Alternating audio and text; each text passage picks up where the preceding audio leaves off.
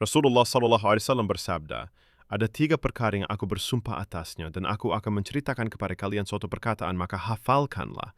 Beliau bersabda, harta seorang hamba tidaklah berkurang disebabkan soda'ah, dan tidaklah seorang hamba terzolimi dengan suatu kezoliman, lalu ia bersabar dalam menghadapinya, melainkan Allah menambahkan kemuliaan kepadanya. Dan tidaklah seorang hamba membuka pintu untuk meminta-minta kepada orang lain, melainkan Allah akan bukakan baginya pintu kefakiran, atau suatu kalimat semisalnya.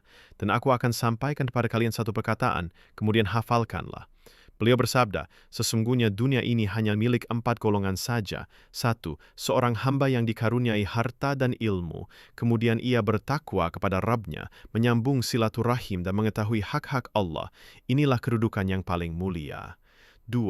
Seorang hamba yang dikaruniai ilmu tapi tidak dikaruniai harta, kemudian dengan niat yang tulus ia berkata, jika seandainya aku mempunyai harta, maka aku akan beramal seperti amalannya si fulan itu. Dengan niat seperti ini, maka pahala keduanya sama. 3. Seorang hamba yang dikaruniai harta namun tidak diberi ilmu, lalu ia membelanjakan hartanya secara serampangan tanpa dasar ilmu.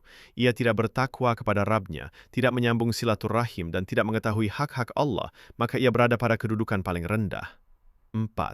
Dan seorang hamba yang tidak dikaruniai harta dan juga ilmu oleh Allah Ta'ala. Lantas ia berkata, kalau seandainya aku memiliki harta, niscaya aku akan berbuat seperti yang dilakukan si fulan. Maka ia dengan niatnya itu menjadikan dosa keduanya sama.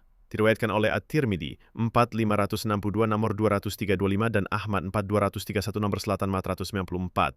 Sahih Al-Jami' nomor 3002, 4. Renungkanlah saudaraku, sudah berapa banyak pahalamu jika engkau tidak memiliki harta, tapi engkau hanya bermodalkan kejujuran, lalu dengan ikhlas engkau berkata, kalau seandainya aku memiliki harta seperti saudagar fulan, sungguh aku akan berbuat kebaikan seperti yang ia kerjakan, maka pahala kalian berdua sama. Sungguh ini merupakan kenikmatan yang agung, dan segala puji hanya bagi Allah, pemilik segala pujian dan kemuliaan. Beberapa pelajaran dan faedah ilmiah yang terkandung di dalam hadis. 1. Keutamaan menyertakan niat yang baik dalam melakukan setiap amal ketaatan atau amalan yang hukumnya mubah. 2. Niat yang baik adalah niat untuk mencari pahala dan ridho Allah dalam melaksanakan amal perbuatan. 3. Niat yang baik dapat memperbesar pahala amalan-amalan kecil dan meninggikan derajat pelakunya di sisi Allah. 4. Sedekah tidaklah mengurangi harta benda yang dimiliki seorang hamba,